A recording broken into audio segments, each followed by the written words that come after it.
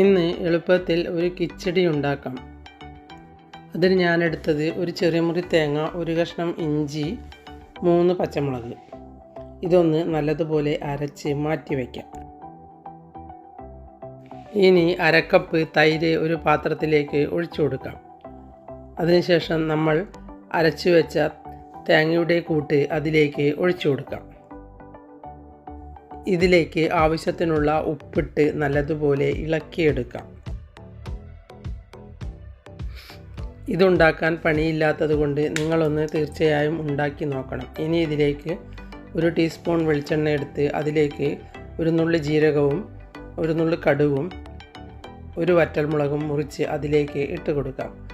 അത് മൂത്ത് കഴിഞ്ഞാൽ അതിലേക്ക് 2 തണ്ട് കറിവേപ്പിലയും ഇട്ട് മൂപ്പിച്ച് ഈ തൈരിൻ്റെ കൂട്ടിലേക്ക് ഒഴിച്ചു കൊടുക്കാം. പെട്ടെന്ന് ഉണ്ടാക്കാൻ പറ്റുന്ന ഈ കിച്ചടി നിങ്ങളൊന്ന് ഉണ്ടാക്കി നോക്കൂ.